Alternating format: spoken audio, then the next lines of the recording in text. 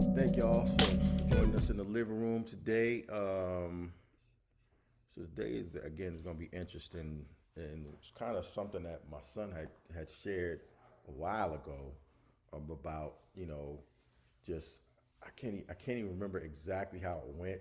You probably can't even remember exactly what you said either, but it's something based upon you know people, I guess, speaking to get a reaction or whatever the case. It was something along those lines, like doing things instead of just doing them to be doing them. You're just doing them to get a reaction or whatever the case may be. And that was a few months ago when he said that. It was like a lot of months ago actually, but it just kind of stuck with me. And then the other day, these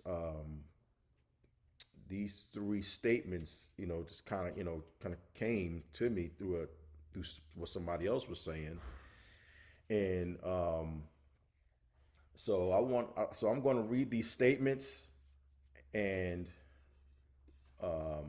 let me see, one second here. I'm going to read these statements, and then I call them Salah statements, or what the scripture say, Selah, that pause and reflect. I think these are pause and reflect statements right here, Salah statements. So as I read these statements, again, we pause and reflect, you know, but if there's any, like, again, scriptures or anything that comes to mind, again, we're in the living room. We just having a discussion. This ain't nobody preaching at anybody or anything like that. We're sitting there having a discussion, no right or wrongs. If there's anything to be corrected, we just correct it according to the text. And we search the scriptures, to make sure that everything is copacetic. But like, again, I'm going to read these statements. I'm going to pause between each one, and and then we'll go from there. All right. First statement is: stop relying on your ability to follow the Most High. Rely on His ability to lead you. Stop relying on your ability to follow the Most High. Rely on His ability to lead you. Precept. You got a precept? Yeah. All right. Let's get it. Uh, not Hosea. Zechariah, chapter 4, All right, one sec.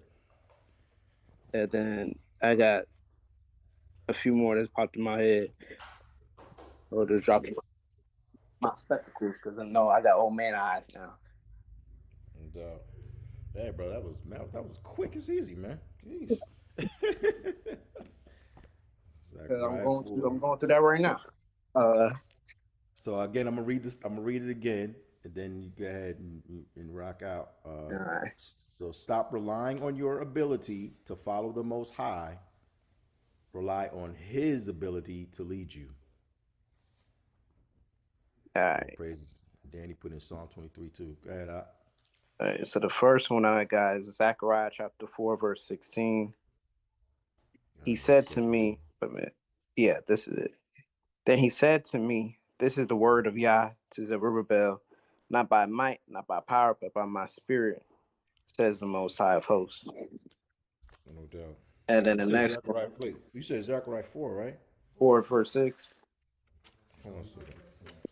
Oh, verse 6. Oh, okay. I was about to say, wait a minute. There's no 16. Yeah. And All then the right. next one, Proverbs 16,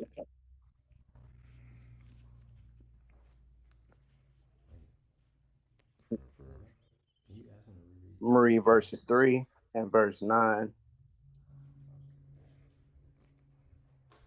You said There's Proverbs Proverbs 16 verses 6. 3, 16 verses 3. And I'm going to jump to 9. Commit, commit your work to the Most High, and your plans will be established. Then verse 9, the heart of man plans his ways, but the Most High establishes his steps. Mm. God. God. That's right along the lines of what this is really all about right here. Mhm. Man plans his ways, but the Most High establishes his steps. All praises. All praises to Wada Rabah for that. To Wada Rabah, if anyone does Tawada Rabah, of course, we know we speak the Lashuan, the set apart tongue. You know, a lot of people want to do away with it and say that it's not real, but there's more than enough evidence. But Tawada Rabah is grateful, being exceeding grateful. Actually, the Rabbah puts the exceeding on it, but Tawada is grateful. I know other people say Todah and things like that name, but Tawada Rabbah is exceeding grateful. All praises for that. So 1 second. What she said? Let me type it in there. All right. Huh? Say it again. Hey, Yep. hey, can you turn your mic up a little bit more? It's hard to hear you. Oh, okay, I'll pull it closer to me, man. Yeah, all right. Praises or praises. I'll lean up. I'll lean up a little bit. All right. So first statement. Okay, we got precepts for that. Second statement. Second statement to pause and reflect. Oh wait, and Danny had put in. Danny had put in Psalm Psalm 23 23. also. Yeah, Psalm 23. Yeah, it's not Septuagint, right? Psalm 23 is, of course, in the Septuagint. I love how it reads in Septuagint, actually. Psalm 23 says, Yah tends me as a shepherd, and I shall want nothing. In a place of green grass, there he has made me dwell. He has nourished me by the water of rest. Verse 3, he has restored my soul. He has guided me into the paths of righteousness. Oh, he has guided us into the paths of righteousness for his name's sake. All praises. Yea, even if I should walk in the midst of the shadow of death, I will not be afraid of evils, for you, the Most High, are with me. Your rod and your staff, these have comforted me. You have prepared a table before me in presence of them that afflict me. You have thoroughly anointed my head with oil, and your cup cheers me like the best wine. Your mercy also shall follow me all the days of my life, and my dwelling shall be in the house of Yah for a very long time. All praises. And notice how it says that he has done these things. He has done it. Okay? Our righteousness or our appearance of righteousness has not done anything. It's the Most High doing all things, all things. All praises. Tawada Rabbah for that. All praises. So the next statement is stop relying on your ability to hear the Most High's voice to know the direction for your life, but rely on his ability to speak to you. Stop relying on your ability to hear the Most High's voice to know the direction for your life. Rely on his ability to speak to you. All praises. All praises. All praises. And honestly, with that one, I thought about Abraham, actually, to be honest with you. I thought about Abraham, what it speaks about, and I think in Jasher, I think it's 9, I think it is. You know, because when you read in the Masoretic, right, Abraham, he comes up in a, pagan household. Terah, I think, was, Nimrod's, Nimrod's, I'm not, well, right-hand man, or he worked under Nimrod, let's put it that way. And, had a bunch of idols and things of that nature in his house. This is the house that, Abraham grew up in. And, next thing he's hearing the Most High's voice and, to tell him to leave his household and go elsewhere. And, you kind of left wondering how in the world, coming up in a pagan household, did this man, not just hear the Most High's voice, but understand and discern it to be able to do, what he did. I mean, it's like, whoa, you know what I mean? But when you read Joshua 9, you see, actually, even before that, I think, you see that, I think, yeah, even in the chapters before, you see that Most High, spirit when the hand was on Abram, from a young age, because I believe that, Nimrod knew of his conception, or, his birth, or whatever the case may be, and was trying to kill him. I guess he saw Abraham as a threat, or whatever the case may be. So he's trying to kill him. But the Most High's hand was on Abram, and after Abraham was born, I think Terah took him, and they fled. The household fled, and they fled into a cave, if I'm not mistaken. And after a while, after everything died down, and what does this sound like actually? Sounds like Mashiach, right? When Herod was trying to kill him, right? And the family had to flee into Egypt, right? But anyway, Abraham, Terah had them flee and hide in the caves, I believe, or whatever. And after everything died down, I think at 3 years old, it says, I believe it's at 3 years old. At 3 years old, Abraham had to go and went into Noah and Shem, to learn the ways of the Most High. All right. I think from 3 years old, and I think it says he spent 39 years. And if I'm off anywhere, please somebody correct me. He had to spend 39 years with Noah and Shem, and he learned the ways of the Most High. So sitting with them and learning the commandments and being taught the commandments and meditating in the commandments and the things and the ways of the Most High, is how this man was able to discern the voice of the Most High. So it was not in his ability to hear the Most High's voice. It was because of, what was put in him, what he sat around, what he meditated in. He was able to hear the Most High's voice. So when I think about, number two, stop relying on your ability to hear the Most High's voice. And again, this kind of comes because, again, I know we speak a lot about churchianity, but, there's still a lot of churchianity within the community. There's still a lot of it. And, just as our folks back in the day, had to tear down the Asherim poles and tear down the idols and the graven images and this and that, whatever. These are the walls we have to tear down, right? Because in church, that's and this is just me speaking.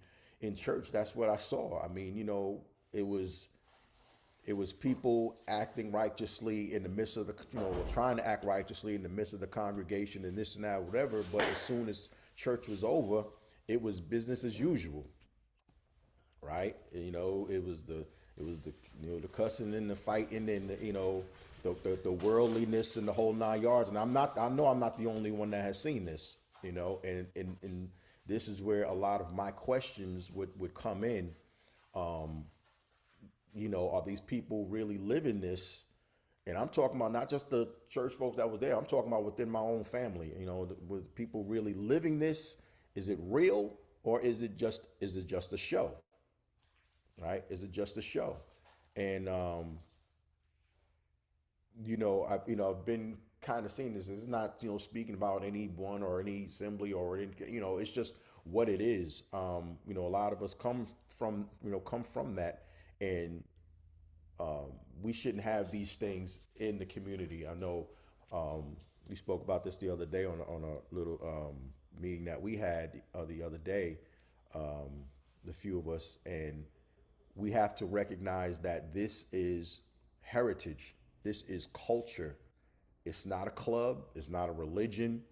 It's not some joint that you just join and and when you get tired of it, you just dip out.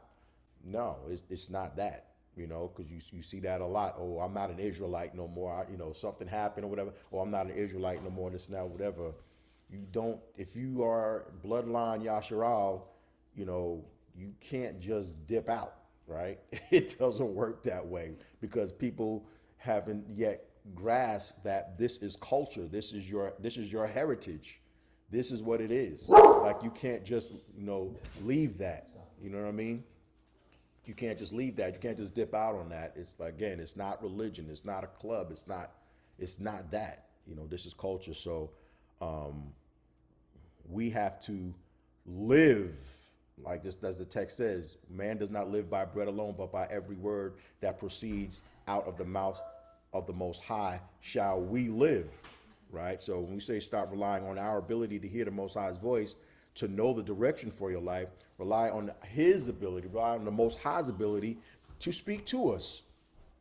Because he said, even though we're, in a state, of the curses and the whole 9 yards, the text says that he said he will never leave us nor forsake us. So if we just continue to position ourselves to just do what it is the Most High says for us to do, the Most High is going to speak to us. We will not be lost to what it is he wants for us or how he wants us to move or whatever. We just have to position ourselves. That's why as I pray, I always pray that we posture ourselves in humility, and we posture ourselves in obedience, and and the Most High will speak to us. He will, we will hear from him. So I don't know if anyone else had anything else on that one. I just have one more Salah statement. All right. An example, Slack. Okay. An example, I think that correlates with that statement, or coincides with that statement, is with Gideon. You know what I'm saying? And the police, when they were seeking that confirmation from the Most High to see if that was actually him speaking with him. You know what I'm saying? Con. Exactly. And because at the end of the day, you want to be sure that's the Most High. And a lot of times I take on that too. Most High, I want to, I want to hear from you. I want to hear from. I want to not that I want to. I want to make sure that it is you. Let's put it that way. We want to make sure that it's the Most High. I'm sure none of us on here, claiming to be overly righteous, this and that, whatever, such and such and such. If anybody puts that claim on you, and say that you are because you actually walk justice and doing the right things on the Most High, then what that text says, right? And every tongue that rises up against you in judgment, the Most High shall condemn. So again, just do your part. Just do your part. You know what I mean? And if there's confirmation to be had, I'm sure the Most High will make it known to you. He will make it known. Trust me. If he wants you to do something and it's coming from him, the Most High is not going to leave you clueless, right? Just like he desires for none of us to perish. That's why he's showing you, he's giving of his spirit. He's giving us of the text, and not just that, but his spirit to be able to understand what's being said, to be able to chew meat, spit out bones, and be able to say, okay, this is from the Most High, and you know what, that's not from the Most High. He desires for none of us to perish, so he wants us to get it. He wants us to be able to move according to his will. And so it's okay to say, okay, Abba, I really want to make sure, that this is you. But again, at the end of the day, as long as we position ourselves in humility and again, just fear him and keep his commandments. Fear him and keep his commandments. The whole duty of a man, right? Fear the Most High and keep his commandments. I always go back to what's that scripture in Kings, I believe. I think it's in Kings. Kings chapter. What's that? Where is it that where's that scripture where I'm throwing a blank. That speaks about being a man. King David speaking to Solomon. 1 Kings chapter 2, 3, 2, 4, 2 3. I knew it was 1 Kings. Chapter 2. Chapter 2, right? Yeah. There you go. Yeah, 1 Kings chapter 2. It's 3 Kings, right? Septuagint. Yeah, the Septuagint is Third Kings. One second. It starts at the first verse. Because again, there's a whole lot we're going to get from the whole lot that we've come to learn from the world, right? The world, this construct, going to school and all of these things has basically taught us what it is, to be this and what it is to be a man and what it is to be this and how we're supposed to walk as a man and all of this other stuff, how we're supposed to walk as people. But again, all those perspectives are from the world, are from the other nations, because we're amongst these nations, unfortunately, because of the wrongdoing of our forefathers. We're amongst these nations. And so we've been taught, the ways of, the nations, how they think things should go. But again, we're relearning. We're going back to our culture, to our heritage, which the Most High has given us. So again, that's tearing down those Asherim poles, tearing down those idols, tearing down those things that we've been taught. Yes, we still have to live here, but we have to be that set apart people that the Most High called. That's who we are. That's who we are. There's no way around it. That's who we are. And if we're looking to please the Most High, we have to be those set apart people, right? I'm sure the Most High is not going to be sitting here like, well, yeah, you were trying to be set apart, but you were still doing things like the world. The Most High ain't trying to hear that, because at the end of the day, he's righteous, right? And, it's the reason why, he's not coming back himself to come and redeem us, right? Because he's too righteous, he's too holy. He's not touching back on the earth. And even Mashiach, when he comes and with the angels and all nine yards, he's not coming back to, basically to touch the earth. We'll be caught up in the air to meet him. But, he's going to do his thing, and the sword's going to be slanging in the whole 9 yards. But, that righteousness, there's too much unrighteousness in the earth for them to dwell. You know what I mean? For the Most High to dwell. So we have to start tearing down these Asherim poles and tearing down the philosophies and the doctrines of this world and Christianity, and truly, be those set apart people amongst the heathen. That's the whole set apartness, right? What's the sense of doing this if we're going to be just like the world? You know what I mean? If you're living in darkness as well and you're doing the things of darkness as well, there's no set apartness. There's nothing to inquire about. You know what I mean? So, but it reminds me of this 1 Kings chapter 2, where David is instructing Solomon on how to be a man, okay? Which is completely different from what we hear in the world, right? So 1 Kings chapter 2, we're starting verse 1. In the Septuagint, it's 3rd Kings. In the days of David, and the days of Dawad drew near that he should die.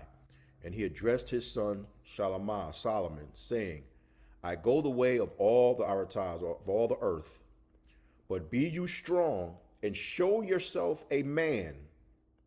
Okay, but be you strong and show yourself a man, and keep the charge of Yah, your Elohim, your power, to walk in his ways, to keep the commandments and the ordinances and the judgments which are written in the law of Moses, that you may understand what you shall do in all things that I command you, that Yah may confirm his word which he spoke, saying, if your children shall take heed to their way, to walk before me in truth with all their heart, I promise you, saying, there shall not fail you a man on the throne of Yasharal.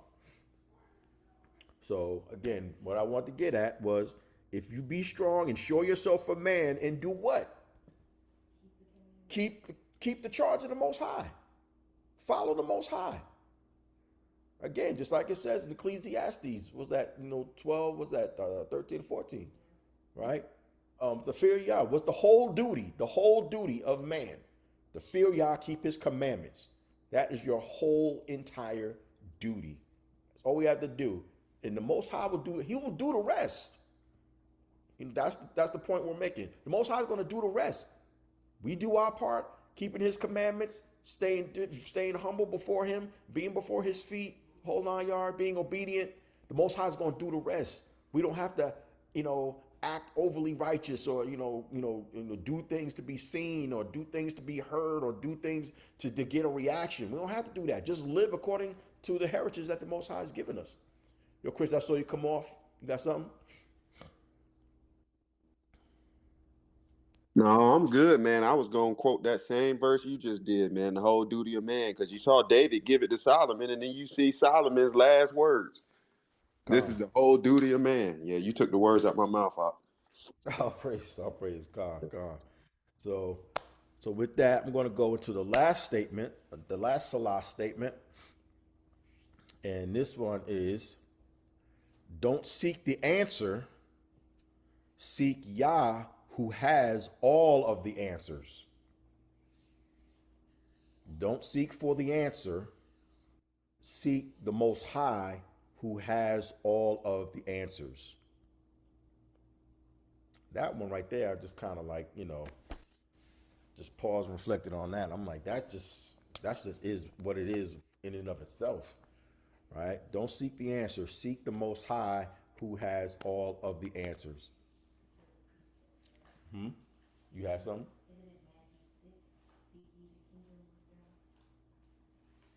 Oh, you saying Matthew 6 to seek first the kingdom? Matthew 6.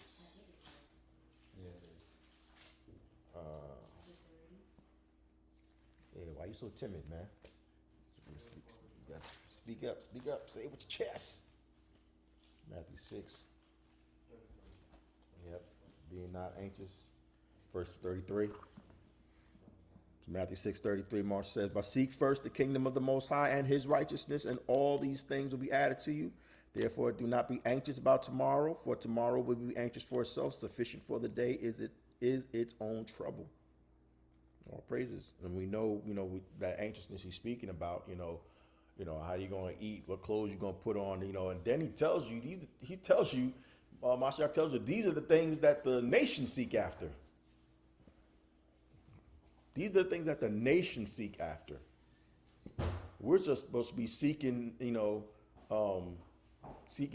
things of the Most High and His righteousness. That is it, point blank in the period. And again, He's telling us these things. The Most High, so a lot of times we act as if, or we do things as if the Most High don't already know. All right? You got something else? Yeah, Psalm 119, 133. Psalm 119. Psalms 119. You can't come off the mic. Well, your thing might hum, right? Yeah, it's going to echo. All right. I'll be getting on Marsh. Psalm 119. Psalm 119. Verse 133.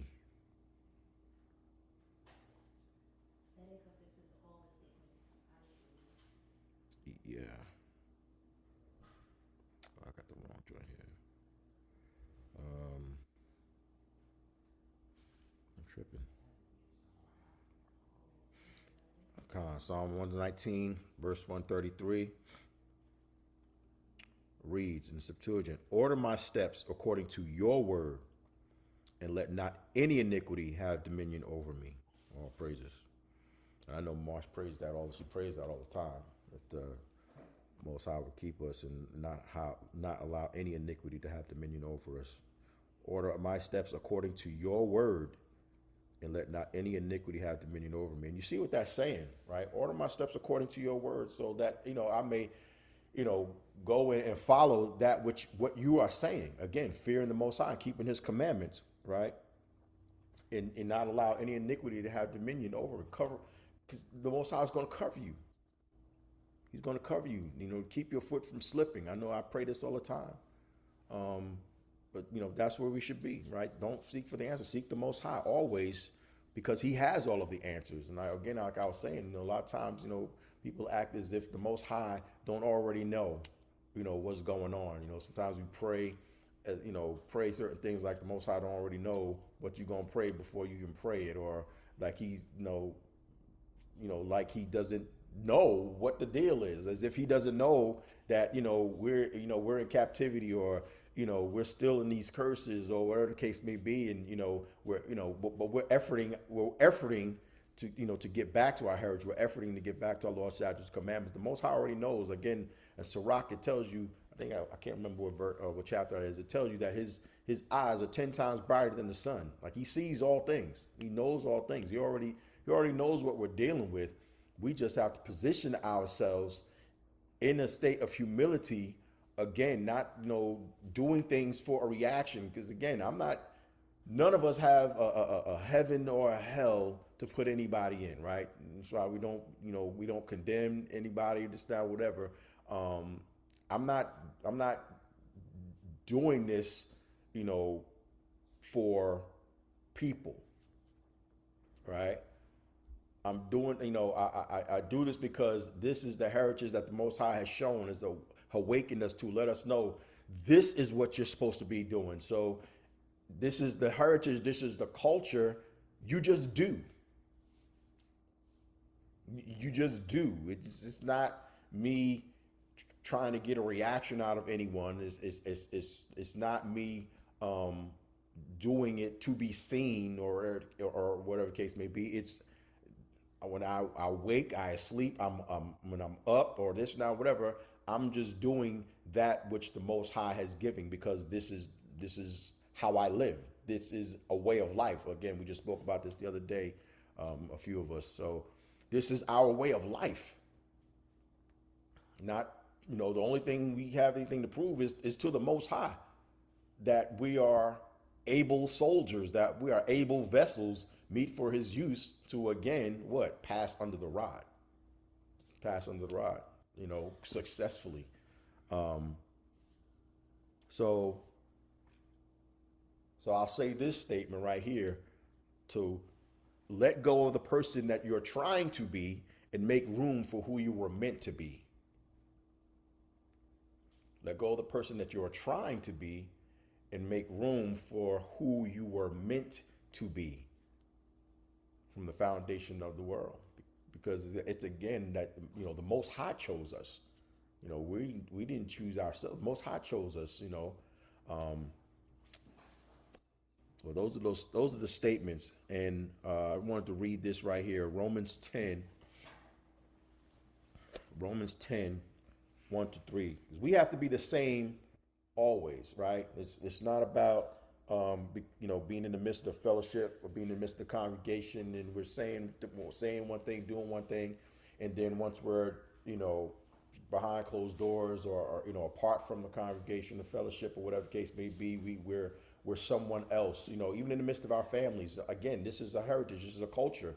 This is something that we should be teaching within our households, or we should be living within our households. And I know it gets crazy sometimes, because some households are broken and things of that nature, and you got some that are living for the Most High, you got others that aren't, and things like that, or whatever. But at the end of the day, you do your part.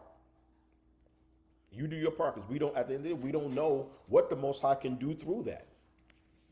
Right? We don't know what the Most High can do through just you living your part, not having to beat anybody over the head with scriptures and things of that nature. It's just you fearing the Most High, keeping his commandments. Let y'all do the rest. Let y'all do the rest, if it be so. Because again, just like the text says, no man can come to Mashiach unless the Father draws him. So it's not us doing anything. No man can come to Mashiach unless the Father draws him. So we just do our part. We just do our part, and let the Most High do the rest. What did I say? See, I'll be getting off. Romans 10, verses 1 through 3. Romans 10, 1 to 3. Okay. It's Romans 10, 1 to 3, ESV. Brothers, my heart's desire and prayer to the Most High for them is that they may be saved. For I bear them witness that they have a zeal for the Most High, but not according to knowledge. And again, that just goes from that to me now it just ties into, again, coming out of churchianity, thinking that we have, we have truth or have some type of knowledge just now, whatever. We have that zeal for the Most High. A lot of our people, we have that zeal to, but again, not according to knowledge, right? 3, for being ignorant of the righteousness of the Most High and seeking to establish their own, they did not submit to the Most High's righteousness. Yeah, so that's it. For Mashiach is the end of the law for righteousness to everyone who believes. So, being ignorant of the righteousness of the Most High, seeking to establish their own, they did not submit to the Most High's righteousness. That right there, just kind of hits.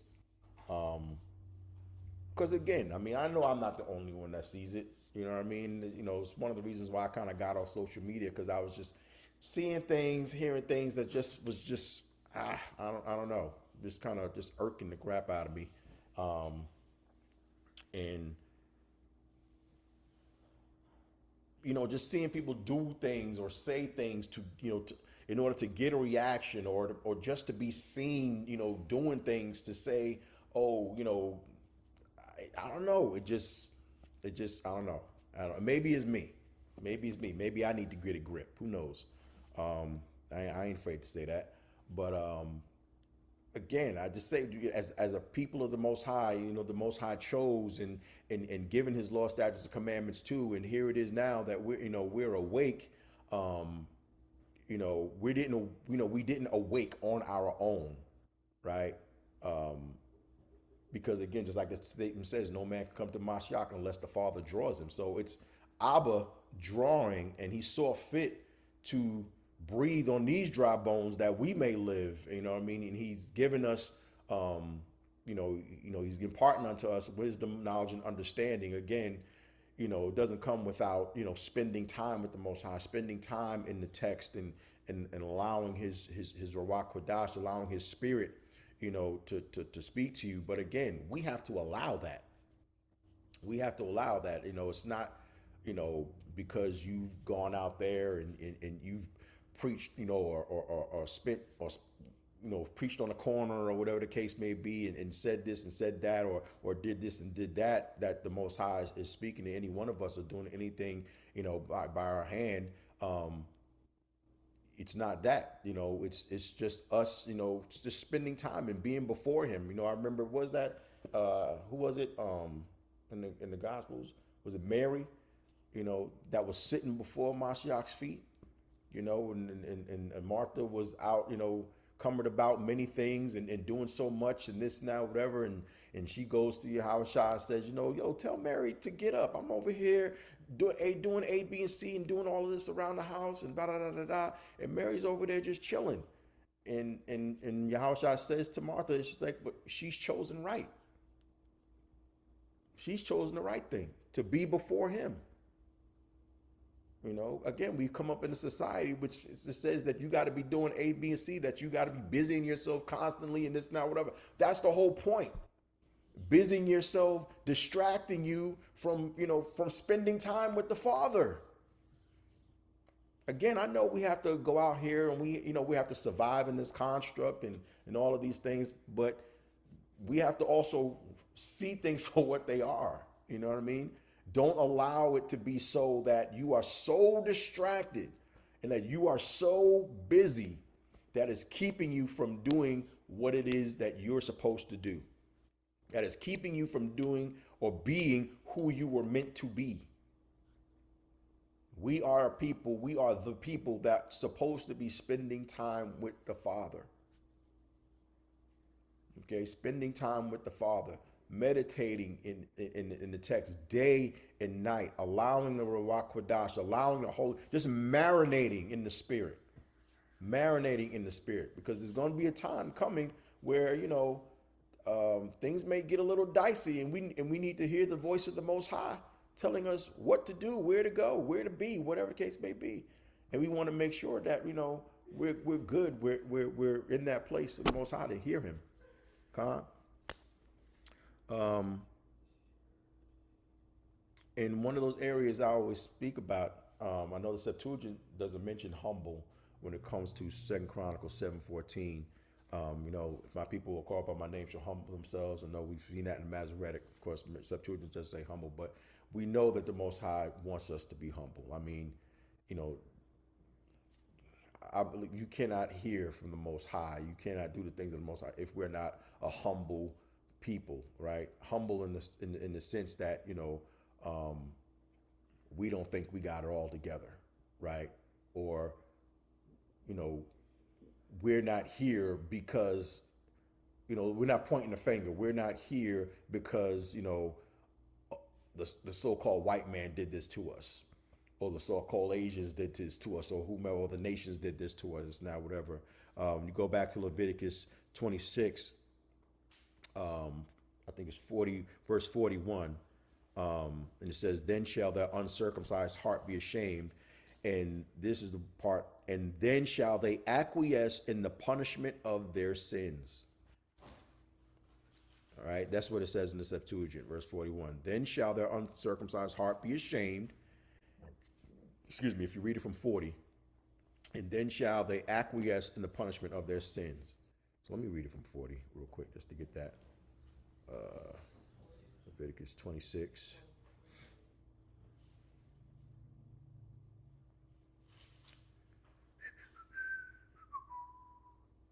Leviticus 26, starting with verse 40.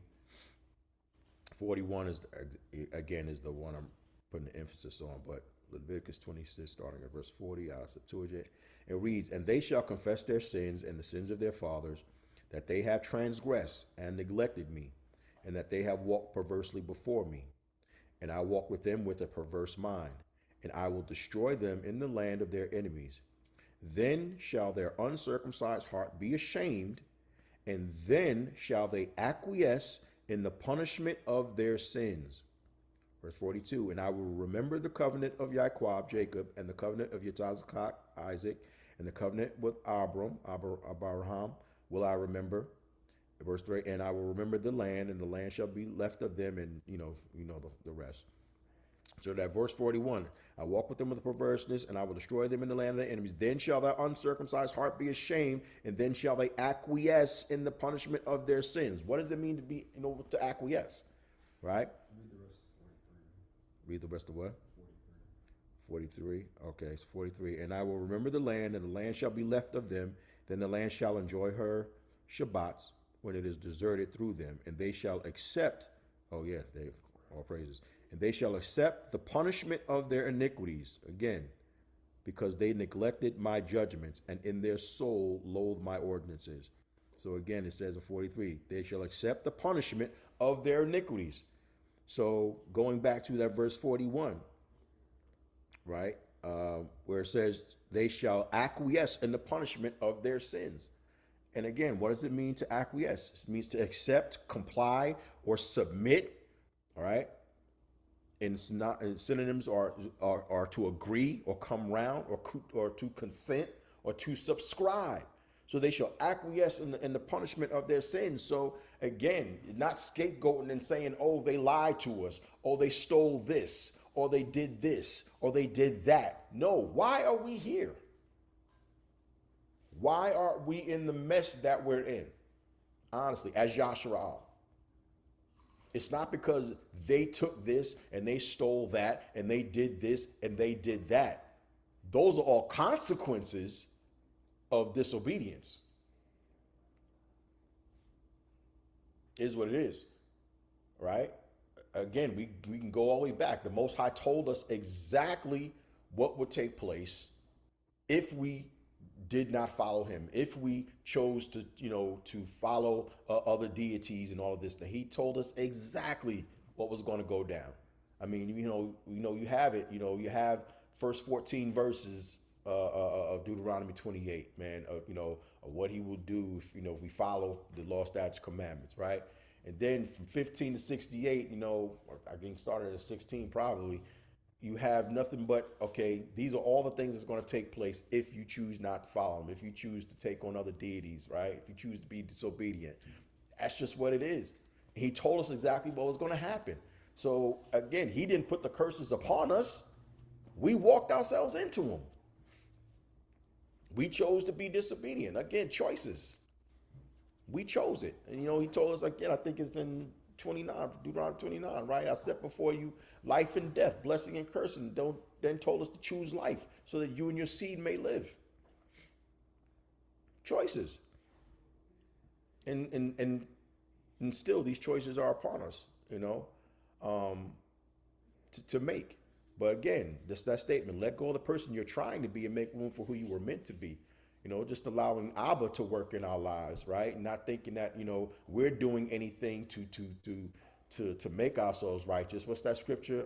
Having a form of godliness, but denying the power thereof. That's a real statement right there. Having the form of godliness, but denying the power thereof. Like, are we the same every time the Most High gives us breath to, in life to wake up in the morning? Are we the same? Are we the same? Are we living the law, statutes, commandments? Are we being obedient and living and walking in the righteousness of Abba when we're at home, when we're at work, out and about with recreation or whatever the case may be? Are we living that each and every day? No matter where we are, or is it a case that it's only when it's convenient, right? Like say when adversity comes, right? And again, the Most High told us there's going to be times of adversity. This is why Mashiach said, red letter, he said, those that endure to the end. Again, Churchianity taught you that everything's gonna be hunky dory. If you in the Most High, everything is correct, everything is right, nothing's wrong. You ain't no sickness, ain't your wallet is gonna be full. This now, whatever. That's what Churchianity taught us, right? And so people get beside themselves when things go wrong, and all of a sudden, and Abba ain't with us, and da da da da da, and people go crazy. But the Most High said, many are the afflictions of the who? Of the righteous. Okay? Many are the afflictions of the righteous. That's the same thing Job says. Should we only expect good from the Most High and never adversity? Khan took the words right out of my mouth. I was just about to go there. Yep. I got you back. Exactly right. All praises. All praises. Because what the Most High said, right? And he's the one in charge. Got these verses right here. Isaiah 45 and 7. Isaiah 45 and 7. Says, I am he that prepared light and formed darkness, who makes peace and creates evil. All right. I am Yah Elohim.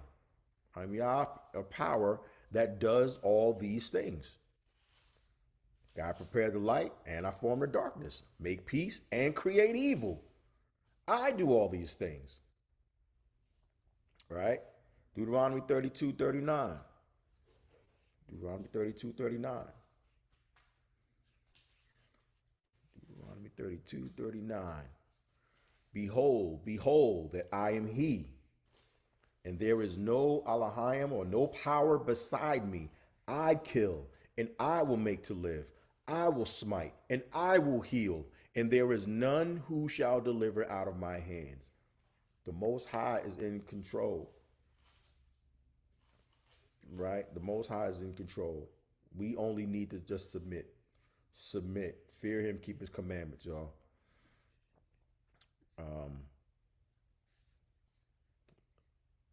Not because of our righteousness, Yah has chosen us. Go to Deuteronomy 9. Deuteronomy 9, verses 5 and 6. Deuteronomy 9, verses 5 and 6. Anybody have anything, questions, comments, concerns, anything so far?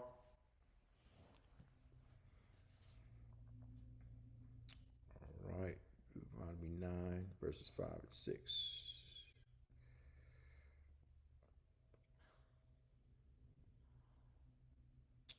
Okay, says not for your verse, starting verse 5, not for your righteousness, nor for your holiness of your heart do you go to inherit the land, but because of the wickedness of these nations, Yah will destroy them from before you, that he may establish the covenant which Yah sware to our fathers, to Abraham, to Isaac, and to Jacob.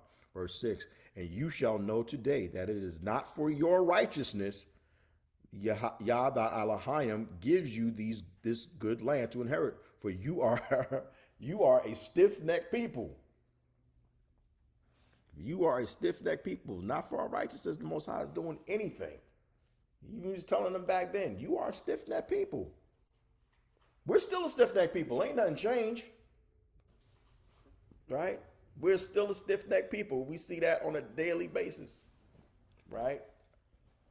I mean, even you see, you be, bringing some of these things and some of these things and the richness of the scripts and to some of our people, if the Most High gives you utterance and things like that, and you can read it.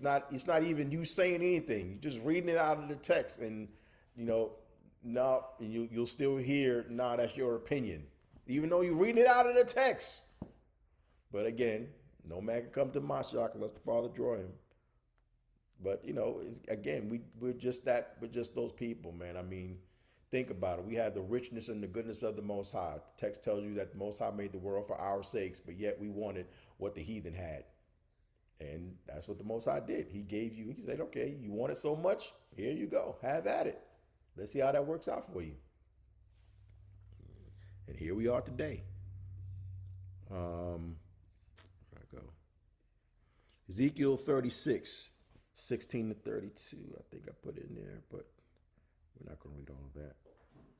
Ezekiel 36. Where did I put it? Ezekiel 36. Ezekiel 36.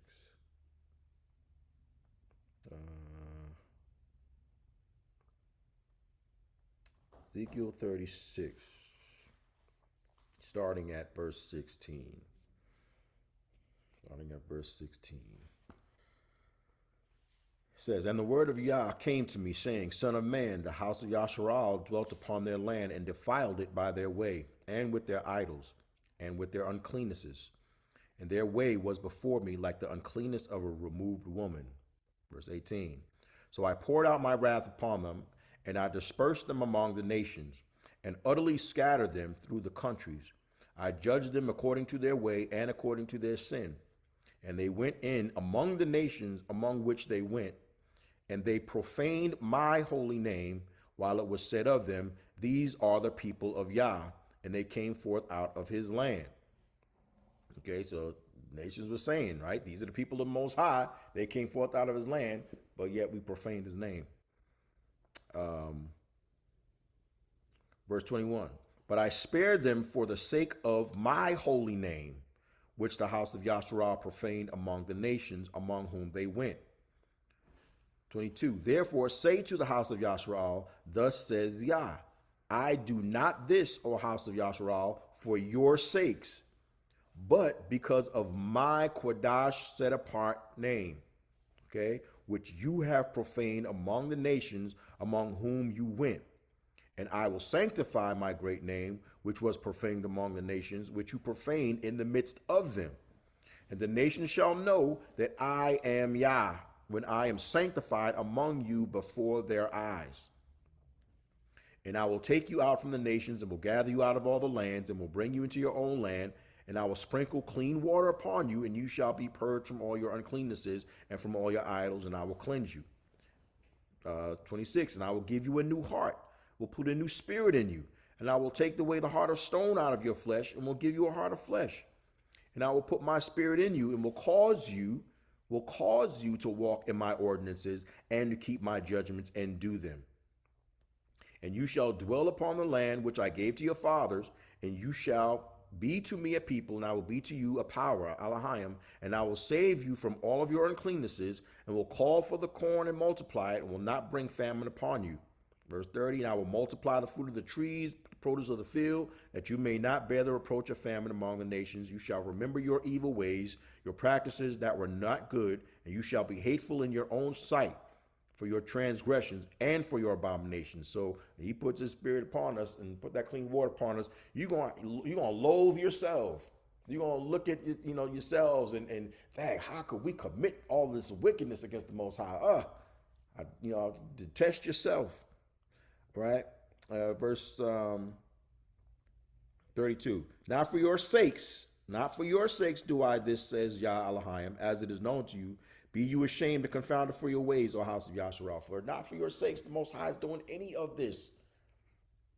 Again, we don't have to overdo nothing. He's given us enough to eat and be good, and that he can fight for us and he can,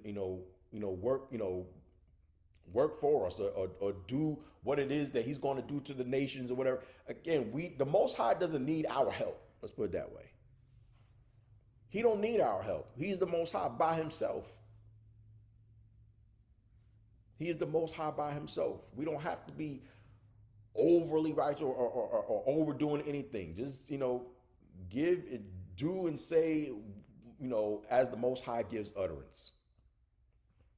I don't know if there's anybody else that can clear that up or whatever the case may be, but just do and say as the Most High gives utterance. I'm not here trying to prove anything to anybody. I'm just living the life that the Most High desires for us to live. That's it. That's what we should be doing. Trying to live the life that the Most High desires for us to live, and He will do what He's going to do because He is the Most High. Right? Like when He says, where is it?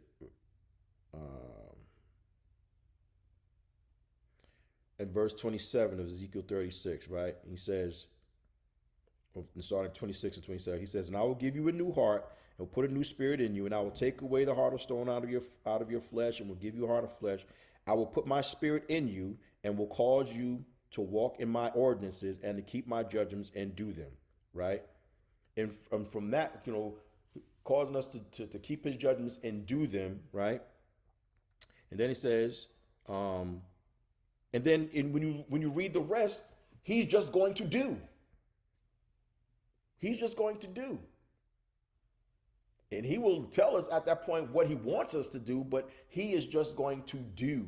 But what we have to do is just be before him, keep his laws, statutes, commandments. We don't have to try to be anything other than what the Most High has called us to be, right? We don't have to, put on a show. We don't have to try to prove ourselves. We don't have to try to, we're not looking to get a reaction from anybody. If the Most High gives you utterance to go speak to a brother or sister, whatever the case may be, don't look for a reaction. Don't expect a reaction. Whatever reaction you get is on them. You know what I mean? They're now accountable for what has been given to them. You just do what the Most High called you to do. Point blank, period. That's why, when he sent out the disciples, right? And he says, of course, don't go by the way of the nations, or, other nations or whatever the case may be, or the Gentile, but only go to the lost sheep of the house of Yasharal, right? Because he's trying to get everybody back.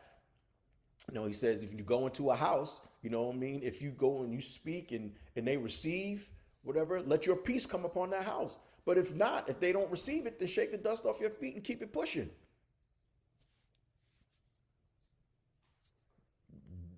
Again, don't expect a reaction, right? Don't go in there expecting reaction or whatever the case may be. Just go in there and do what is required for you to do. Whatever reaction comes, hey, that's between them and the Most High. You know what I mean? That's all I, look, that's all I came to do and give. It reminds me of when, I told y'all the testimony of when I had to go and speak to my pops. Now, again, something I didn't want to do. I put off for like 2 or 3 months. Didn't want to do it because I know how my pops gets down, and didn't want to do it. Finally went, said, okay, Most High, I'm going to be obedient. Go and do it. And gave me the words to say. Just gave me the words to say that, it's time to repent. It's time to, move on from this, whatever the case may be. Gave me the words to say. And I was good. Up until my pops started raising up. was good. And when he started raising up, and it was crazy. I mean, it was crazy. I had never seen him like that before. I'd never seen him like that before. And, of course, my flesh started rising up, and, started to become like a shouting match, right?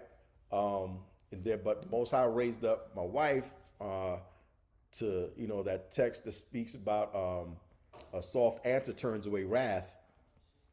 He raised up Marsh to kind of breathe, to speak. Like, I can't even remember what she said, but she spoke softly and with meekness and kindness and all of it, and just spoke, like, Pop, we didn't come here for that. This not whatever. It was just, this is what was laid upon Myron's heart to tell you. Da da da da da.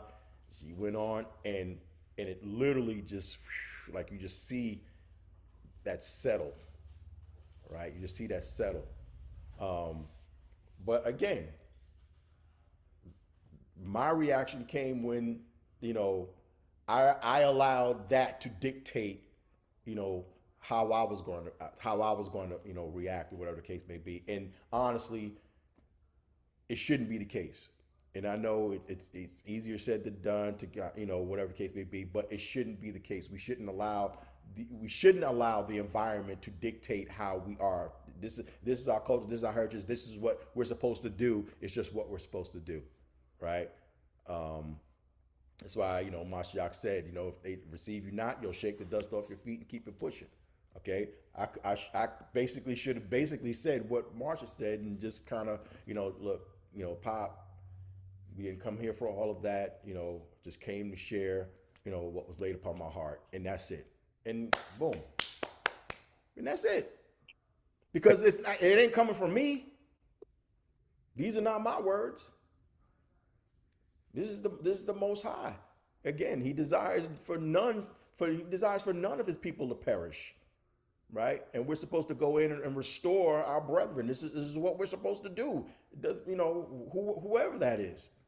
And not just by word, but in deed as well. That's why I say, a lot of times, even in our homes with the people closest to us, you may feel a certain way, this, now, whatever. And a lot of times you take it out on the people closest to you. But we have to get away from these things and be the same in the Most High, no matter where we are, whether it be home, whether it be out and about, or in school or work, or whatever the case may be. We have to be the same, to stand on business, to keep the law, statutes, and commandments, to be set apart people, not allow the environment to dictate, how we should act or react, but, allow the spirit of the Most High to be so prevalent in us that, that starts to move within the environment, if that makes sense.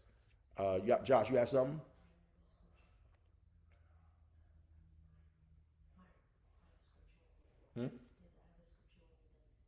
I was just gonna say that's the reason why righteous community is needed.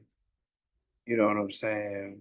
To hold you accountable, make sure that if you are slipping, those people that's going to bring you back up, and if you happen to slip, those people that's going to give you that correction, give you that edification, and bring you back into your righteousness, bring you back on the righteous path.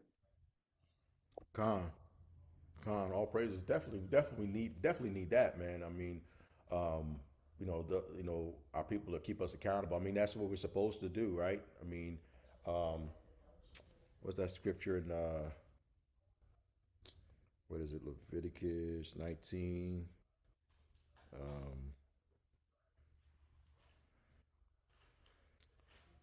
Leviticus 19:17, I think it is. Leviticus 19:17, you shall not hate your brother in your heart. You shall in any wise rebuke your neighbor, so you shall not bear sin on his account. All right.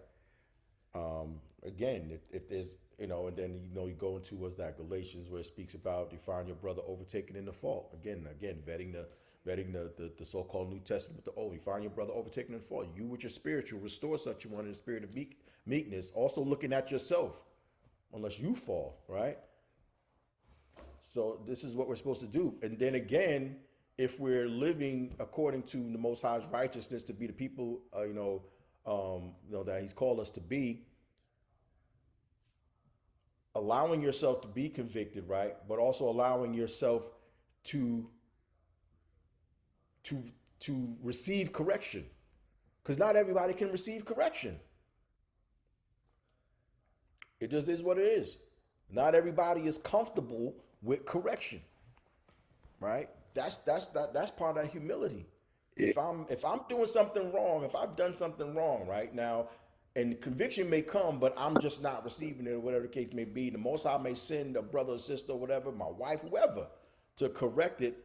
You know, I have to be comfortable to receive that correction. You know, not lashing out and this now, whatever, or pointing the finger, such and such. I believe that's why, Malak Dawad, or King David, was a man after the Most High's own heart, because he didn't scapegoat. He didn't try to point the finger like Saul did. Remember Saul? You know, the Most High, brought forth that correction through Samuel. You know, what did Saul do? Oh, the people made me do it, right? But Malak Dawad, he didn't. King David, he didn't say that. He didn't say, "Oh, Bathsheba was, she was out there, man, looking all fine, and and this and that, whatever." And she made my eyes, she made me not go to war, and this and that, whatever. And she made my eyes, I couldn't take my eyes off her because she was just looking all this, that, or whatever. Blah, blah. No, he took it. He ate it. He ate it. He was like, you know what? I did wrong, man. I did this thing. And I believe that's the type of accountability we need. We need accountability within the body. If we're wrong, we're wrong. And it doesn't matter where the correction comes from. If it's coming according to the oracles of the Most High, according to the oracles, then, hey, you got to eat it. What you say, man? I had a scripture going back to what you were saying, to not to do anything for man. It's Colossians 3:23-24. Can you speak that loudly? Colossians 3:23-24, going back to saying not to do Say it with your chest. I know y'all can't hear her. far away. She's a Colossians 3, not as far as speaking as not or speaking to not get a reaction, and just doing things according to the Most High, just doing things inside the Most High. Colossians 3. Yashia, you had something too, right? Nah, I said what I had to say. I just said see it with your chest because I couldn't hear Marshall. No doubt. You said Colossians 3, what now? 23-24. Colossians 3, 23 and 24. And I think I may have a precept to this as well. Colossians 3, 23 to 24 says, whatever you do, work heartily as for Yah and not for men, knowing that from Yah you will receive the inheritance as your reward. You are serving. Well, it says Mashiach Yahushua, but really we're serving Yah, all praises. But we're walking in the example or the reputation of Mashiach Yahushua. So all praises. So whatever you do, work heartily as for Yah and not for men, knowing that from Yah you will receive the inheritance as your reward. And you go to Sirach real quick. Sirach 43. Sirach is Ecclesiasticus.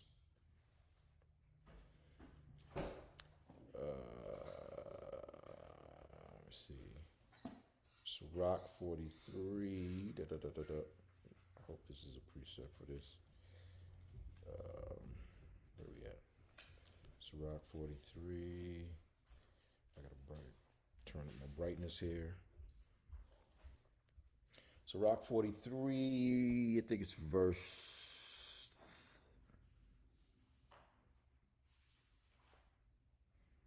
Yes, kind of, sort of. Verse 30. Because it's giving all of the praise, honor, and glory to the Most High. All praises. So it's like like she was saying, Colossians 3, whatever you do, you work heartily as for Yah, not for men, knowing that from Yah you will receive the inheritance. And Sirach 43:30 says, when you glorify Yah, exalt him as much as you can, for even yet will he far exceed. And when you exalt him, put forth all your strength and be not weary, for you can never go far enough. All praises. Say, but put forth all your strength in keeping them law, statutes, and commandments. right? And I like what it says, when you glorify Yah, exalt him as much as you can, for even yet will he far exceed. See what I'm saying?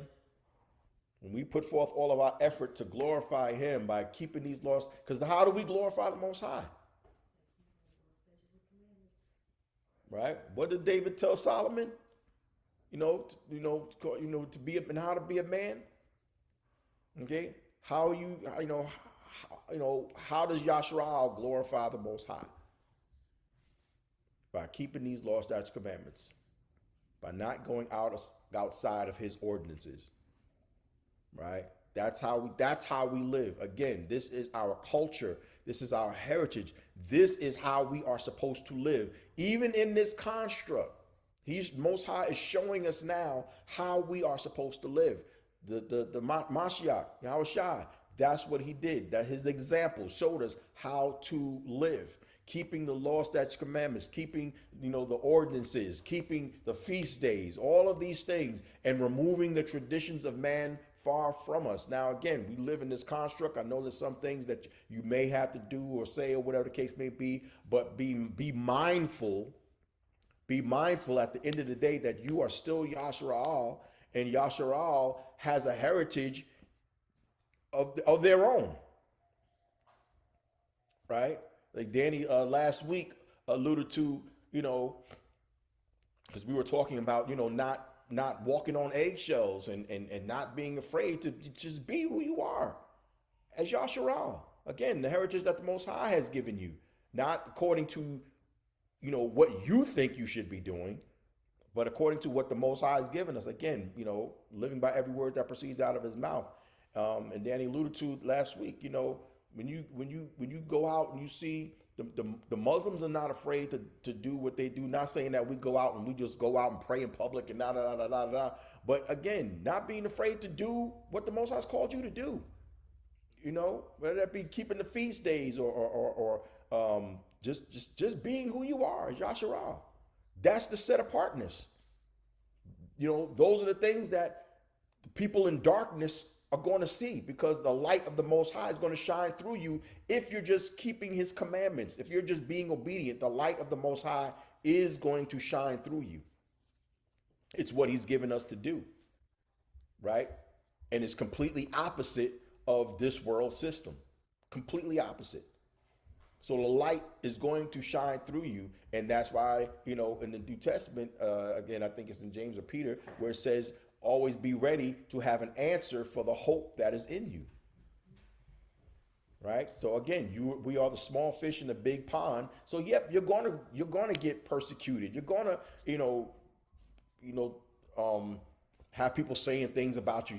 I mean, things are always they're not gonna go your way. Why? Because we're not in our land where, the end has not come yet. We're still amongst our enemies. It is what it is, but doesn't mean that you can't live a life of righteousness. Again, Mashiach showed us. And when he came to the earth, right, when he was here on earth, they were in captivity. They were in Roman captivity, y'all. He was in Roman captivity, yet he was showing us how to live according to righteousness. That example, not trying to be overly righteous, just living according to the word, according to what the Most High has given. That's it. Point blank in the period. We almost done.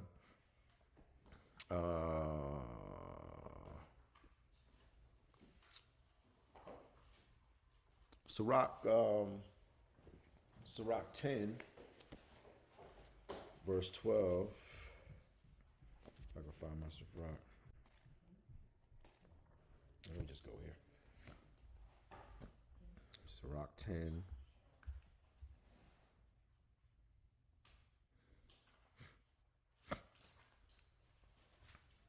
Sirach 10, verse 12. It says, the beginning of pride is when one departs from the Most High and his heart is turned away from his maker.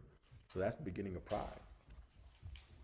If we're departed from the Most High, if we're not, making our way in the Most High and doing what it is the Most High wants us to do, again, that's when pride comes. That's when pride comes. And again, pride comes in so many forms. again, just, being in a wrong state of mind, but not allowing yourself to receive correction, no matter who it comes from or whatever the case may be. And, whether it be the Most High, whether the Most High uses a vessel to bring correction or to bring reproof or whatever the case may be. Again, it says the beginning of pride is when one departs from the Most High. So if we're not in line with what the Most High wants us to do, pride can come, and it's very subtle. It's very, very subtle. Trust and believe. All praises. Kind of gonna go through these joints. Second Esdras 14. And these are scripts, foundational scripts to help us along our way. Second Esdras 14.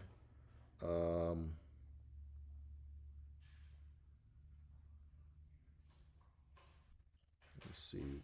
Second Esdras 14. Where is it? Let me see. I think. Okay. Yeah. Let's start at verse 32. Yeah, Second Esdras 14, starting at verse 32. And it says, "And for as much as he is a righteous judge, he took from you in time the thing that he had given you. And now are you here, and your brethren among you." 34. "Therefore, if so be that you will subdue your own understanding and reform your hearts, you shall be kept alive, and after death you shall obtain mercy." Okay. Therefore, if so be that you will subdue your own understanding, right? And what do we know subdue? Subdue is, I don't want to make me do that. 1 second. What does it mean to subdue? All right. To conquer and bring into subjection, to bring under control, especially by an eruption of the will, right? So to bring your own understanding under control, right? Subdue your own understanding. It reminds me of that 2 Corinthians 10 when it speaks about the weapons of our warfare. The weapons of our warfare. So 2 Corinthians 10, speaking about subduing our own understanding, so to allow for the wisdom, knowledge, and understanding of the Most High to be prevalent in us. 2 Corinthians 10, again, one of those foundational texts we read. It's also the so-called New Testament, but it definitely speaks volumes. 2 Corinthians 10, starting verse 3, reads, "For though we walk in the flesh, we are not waging war according to the flesh. For the weapons of our warfare are not of the flesh, but have divine power to destroy strongholds. We destroy arguments and every lofty opinion raised against the knowledge of the Most High, and take every thought captive to obey Mashiach, being ready to punish every disobedience when your obedience is complete." Right? So the weapons of our warfare are not the flesh, but have divine power to destroy strongholds. Why is that? Because when we are obedient, right, and we're taking captive all of these thoughts, and we're subduing our own understanding and allowing us to be fed of the Most High, to be led by the Most High, that divine power of the Most High, right, through us, it will keep us from the sinful nature. That's just what it is. That divine power of the Most High will keep us from the sinful nature if we continue to remain in Him. Again, fearing the Most High, keeping His commandments is our whole entire duty. Where we are, what we're doing, that is it. That is our heritage. That is our heritage. It is who we are. I don't ever want to hear Yasharal person say, "You know what? I'm tired of this. I don't want to be Yasharal no more." Makes no sense. Makes no sense. You want to turn away from you just want to turn away from the very things that the Most High has implemented. That's all. That's all. You know, people don't want to be governed. People don't want to be, you know, they feel they're being told what to do. I've heard it so many times. Though I don't want a book to tell me what to do. What? But you know what? You've gone to school and the whole 9 yards. If you know, if it came to, you know, making money with a whole 9 yards, and you have a book, or, you know, learning how to trade or whatever the case may be, you'll read that from cover to cover. You've gone to school and college and all of these things, you'll read those books from cover to cover, this and that, whatever, and you'll take heed to what that's being, that, you know, what that is saying. But when it comes to the things of the Most High, you don't want a book to govern you. Make it make sense. Make it make sense. It's because it's Salaki. No, go ahead. Go ahead. Nah, I say it's because they don't want the Most High to be their power. You know what I'm saying? And the answer to that's why it's a form of idolatry. That's why they idolize education. That's why they idolize money, trading, their careers, because they don't want the Most High to say have the final say so or have the Most High direction in their life. You know what I'm saying? Which is a form of pride. It is pride. Con. And again, not saying that, you know, you can't have a career, not saying that, you know, again, we have to survive in this construct. I get it. But just like y'all said, he used the, you know, that right word, idolizing it, allowing it to be so much more prevalent in your life than what we should be doing, which is spending time, meditating in the text and you know, positioning ourselves to hear the Most High and allowing for the Ruach Kodash to speak over our lives and to show us what it is we're supposed to be doing and saying and where we're supposed to be and all of these things. You know, it's the idolization of just, you know, being comfortable in this world. I got precept. Con, hit us with it. It's Deuteronomy 8:17 and 19, 17 and 18. Yeah. Beware lest you say in your heart. One second. Deuteronomy. Let everybody get there. Deuteronomy 8. 17 to 18. Yeah, 17 and 18. My bad. Nah, you good. All right, got you. Beware lest you say in your heart, my power and my might and my hand have given me this wealth.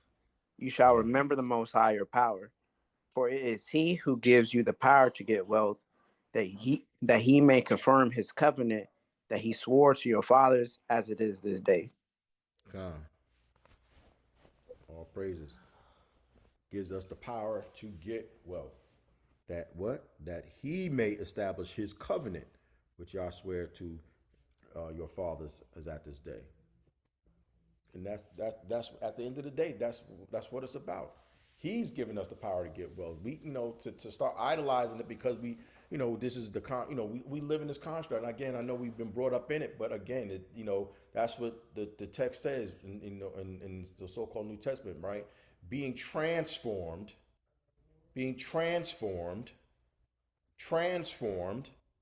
changed by what? Renewing your mind. Renewing your mind. So getting back what we gave up, pretty much. Because I can't say that it was lost to us. You know, our people, we gave it up. But thanks be to the Most High, you know, for His goodness, His love, His compassion towards us to not do away with us. You know, I always quote that script where it says, you know, He has not given us what we deserve, nor, you know, does He deal with us according to our iniquities. You know, we can't take any of this for granted. We can't take, because, you know, we didn't have to be here. The Most High didn't have to do this for us. He didn't have to give us His law statute. He didn't have to do any of this. He could have said, you know what, these people are stiff-necked, hard-headed people, man. I'm done with them. I'm done. You know, that's why, you know, I received this with all humility. That's why even this right here, this discussion and being before his people. I receive it with all humility because he didn't have to do it. All I can do is look at myself and what I was doing years ago in the whole 9 yards. And like, I was like, Dad, Abba, for you to even for me to open my mouth to be before the people, man, that bugs me out, man. Cause I'm like, who am I? Who am I? And we can all say the same thing. Who are we? Who are we that the Most High sees fit to impart his wisdom, knowledge, and understanding unto us to bring us back into his covenant, right? Yes, we were born in darkness. We didn't know anything. Our foreparents and things like that, they really didn't know, because of the curses, and the scales were on the eyes, and the deaf ears were unstopped, things of that nature. I get it, because of these curses. But again, even now, we're the Most High has chosen to awaken us. Who are we? We are but dust. And he's chosen to awaken us, and we should be grateful that he's given us the opportunity to come back into the covenant, to learn of his ways and be his people once again. We have to be great. We truly have to be grateful. Let's go to real quick Jeremiah 10:23. Again, just foundational scriptures, just keep us reminded, keep us humble. Jeremiah 10:23.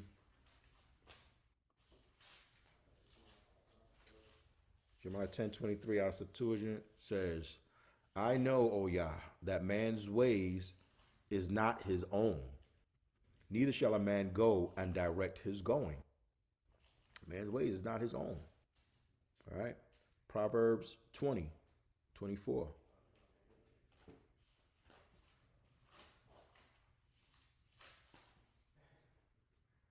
Proverbs 20:24. I have it.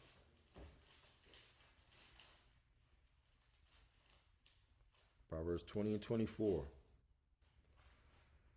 A man's goings are directed of Yah. How then can a mortal understand his ways? A man's goings are directed of Yah.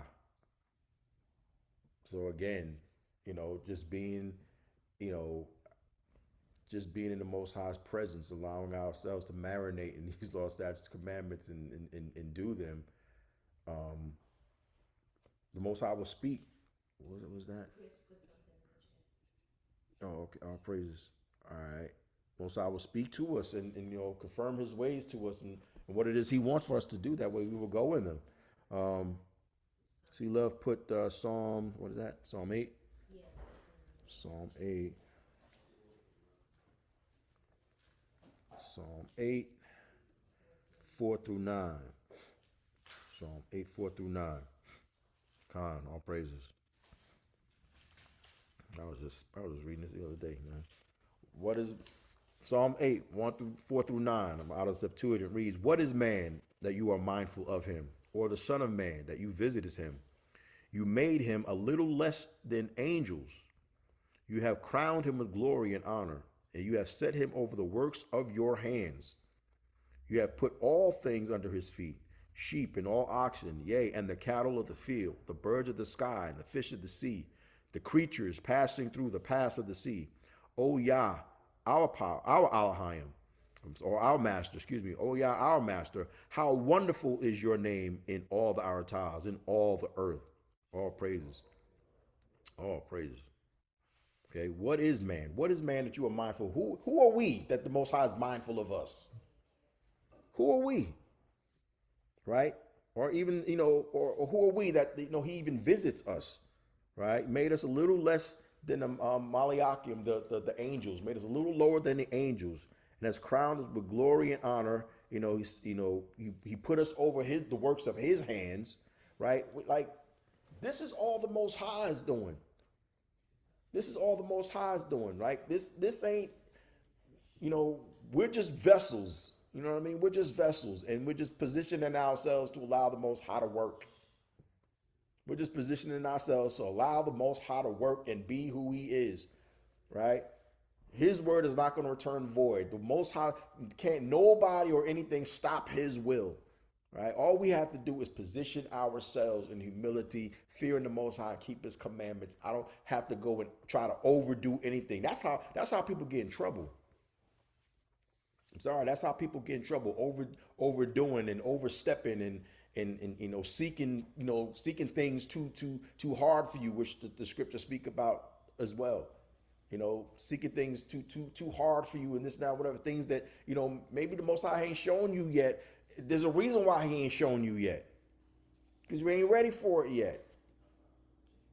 Because if the Most High wants something from, again, He desires for none of us to perish. So if there's something that the Most High wants us to know or see or whatever or do, He's going to show us. He's going to show us. But we have to tear down those Asherim poles. We have to tear down, the things of Christianity, the doctrines, and all of these things that we've been taught, because it's getting in the way. It's truly getting in the way. Again, this is heritage and culture. This is a way of life. Again, it's like my man Danny said the other day, man. That's why Paul refers to it as the way. The way, because this is a way of life for us. We're not in competition with one another. We're not in competition. Some cats treat it like that too. We're not in competition with one another. Right? This is not that. We're trying to make it into the land. We're trying to pass under the rod successfully. Right? My job is to help my brother, get in, not, thinking I'm doing something so marvelous and so wonderful and this now, whatever, so I can get me a high seat. Nah, man. If that's the case, I'm sorry, you're doing it in vain. You're doing it in vain. That's not what it's about. If that was the case, Most High would have, he wouldn't have been trying to reach out to the northern tribes. Right? It would just been Judah, and Judah's good, and even Judah was treacherous, more treacherous. Most it says in the text, in Jeremiah, Judah was more treacherous because they saw what Yasharah, they saw what the northern tribes did, and copied it, and did worse. But if it was a competition, right, it would have just been the tribe of Judah, and that's it. He wouldn't have said, no, I'm going after the lost sheep too. I want to put the two sticks together. It's not a competition. It's us just living the heritage that the Most High gave us. And that's it. All praises. Almost done.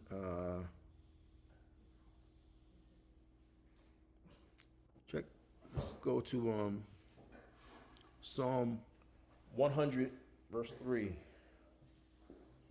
Psalm 100, verse 3.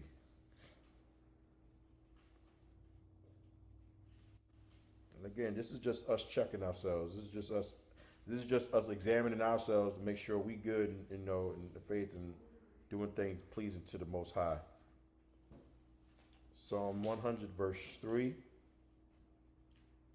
says, know that Yah, He is the Most High. He made us and not we ourselves.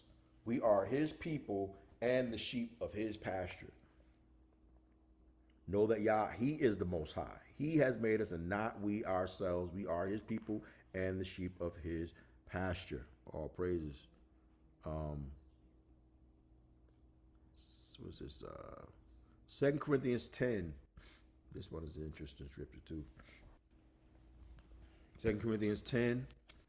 I want to skip around a little bit. We were just in 2 Corinthians 10, weren't we? Yeah. 2 Corinthians 10. I'm going to read verses, 12, 13, 17, and 18, I think.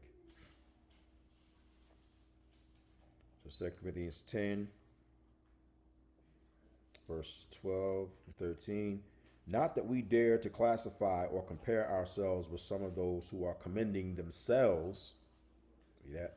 Not that we dare to classify or compare ourselves with some of those who are commending themselves, But when they measure themselves by one another and compare themselves with one another, they are without understanding.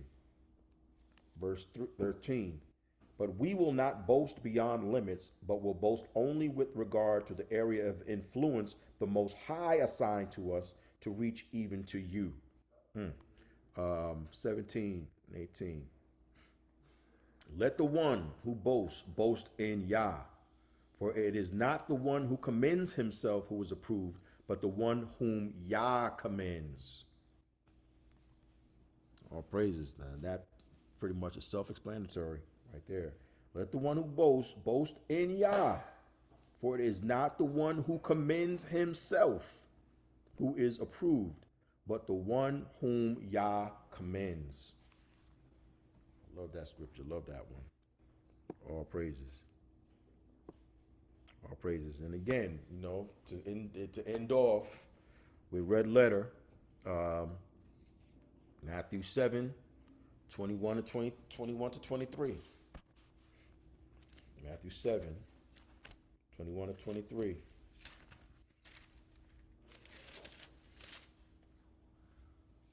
Matthew 7, 21 to 23.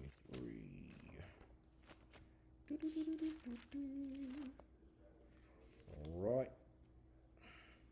We all know this one, red letter. Matthew 7, 21, 23 says, not everyone who says to me, Adonai, Adonai, or Master, Master, will enter the kingdom of Shemayim, heaven, but the one who does the will of Abanawa, of our Father, who is in Shemayim. On that day, many will say to me, Adonai, Adonai, did we not prophesy in your name and cast out demons in your name and do many mighty works in your name? And then will I declare to them, I never knew you. Depart from me, you workers of lawlessness. Right? 4 words we don't want to hear. Definitely a statement we do not want to hear. I never knew you. So again, family, again, I know we live in this construct. We've been brought up in this construct, but the Most High is showing us how to basically come out of Babylon. He's been showing us. He's been showing us. It's always been here. He's awakened us now. The scales, he's removing from our eyes. And again, we have the wherewithal to examine ourselves to make sure that we're, we should be in the midst of the Most High. So again, fearing the Most High, keeping his commandments, living by every word that proceeds out of his mouth. If we just continue to meditate in this text day and night, as I always say, we know the texts have been, meddled with and things like that, but that's why we have the Ruach Kodash. That's why we have the Spirit to be able to parse through these things and to know what it is the Most High has for his people. And again, it is really simple. I think we overcomplicate things. I really, really do. It is very, very simple. I mean, that's just me, just reading the text and just being here. And again, we position ourselves. The Most High will show, he will show us.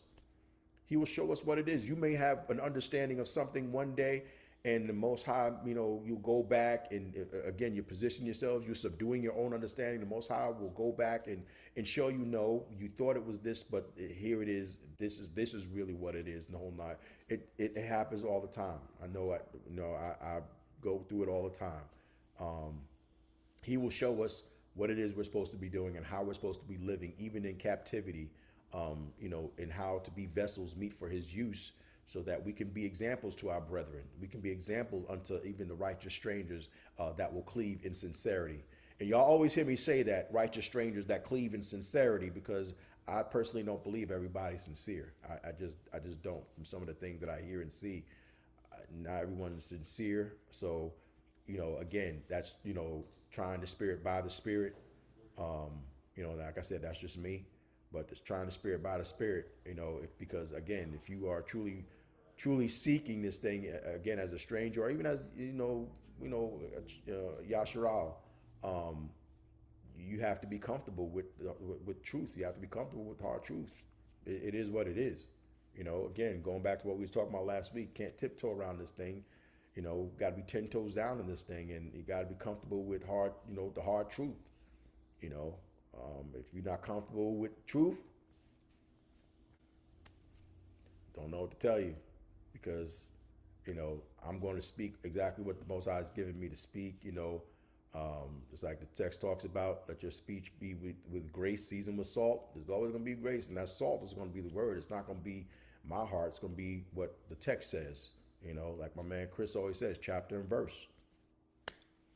It is what it is. If you're not comfortable with that, don't know what to tell you. I'm going to shake the dust off my feet and keep it moving. But, oh, you got something? Go ahead. Oh, you gonna come over here and speak with your chest? Okay, all right. All praises. All praises. Good. Just to land back, one of our sisters that she had a conversation that she had with one of our other sisters. She had a decision she had to make, and she believed that the Most High was leading her to make a certain decision. But then she was talking to one of the sisters, and she said to the sister, like, what? I just don't want to be out of the will of the Most High. And the sister said to her, wait, you know, but what is the will of the Most High? And she said, well, the will of the Most High is to fear Yah and to keep his commandments. And that just spoke volumes, not only to her, that gave her a shalom, a peace about this decision that she was going to make. Because as long as she's fearing Yah and keeping his commandments, which is the whole duty of man, Most High will keep her and order her steps and lead and guide and direct her. So that spoke, when she shared that conversation, that spoke volumes to me, and was just a reminder that as long as we do what we're supposed to do, according to Yah, he has us. Con. All praises. All praises.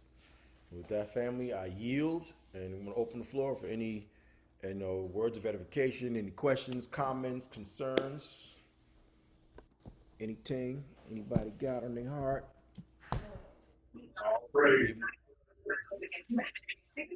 Con. All praises. And again, it don't have to be what we just talked about. You know, anything anybody got on their heart. You know, again, we are we're not in competition with each other, man. We holding hands, trying to walk under this rod. You know, I know it's not maybe not gonna be together, but we trying to get up in the kingdom together. I know that much. But all praises. So, no one has anything. No one has anything. Yeah, real quick, man. Nah, I All right. just don't praise to this word, you know, brought forth, man, and it's this confirmation or we spoke about on the phone on prayer line Thursday, and this is bring about a shalom to peace, and you know, it's really getting just really seeking to get dive deeper in that place in the Most High, man. So that's what the body's here for, man. Sharpen, you know, the iron sharpens iron, so it's man sharpen man. So it's definitely important, man, to get to coming together and getting that, you know what I mean? And yeah, it's all praise to the Most High for being Most High, not, you know, keep his hand on his people. You know, even when we get jumbled up, you know, get caught up a little bit, you know what I mean? He preserves, he keeps us, and you know, just thank the Most High for being the Most High. Con. All praises. Thank the Most High for being the Most High. All praises. One other thing, I just want to let the group know that we're not going to be doing Shabbat in my place in Garner in April. Instead, we're going to celebrate Passover with Jashir's group at the Panther Branch Community Center Saturday the 12th at 6 p.m. Kim had put something already in the HHI Facebook page. I think people are being waitlisted at this time. I'm not sure. I'm going to try to talk to Jasir and see maybe if he can let this group, if there's a way to get this group in, all those who haven't already signed up. But again, we're not doing any of the Shabbats at my place in Garner in April.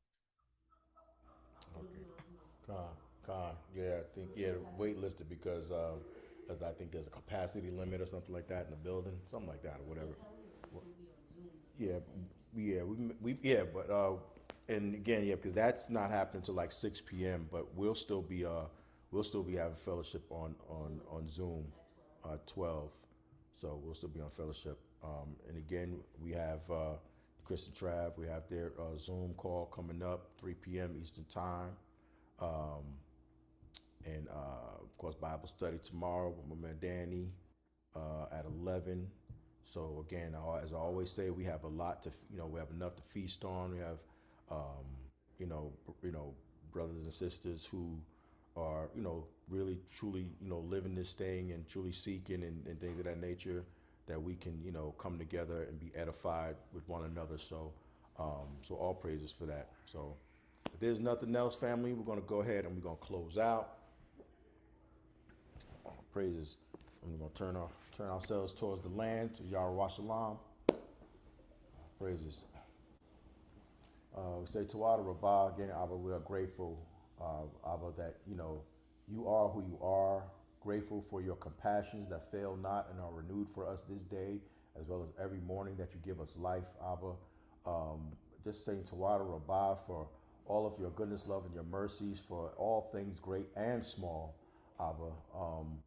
We just Tawada Rabbah for the life that you've given us, for allowing us to be before you, Abba, awakening us, imparting unto us wisdom, knowledge, and understanding, Abba. We can't say enough. 10,000 tongues is truly not sufficient enough to give you praise, honor, and glory, Abba.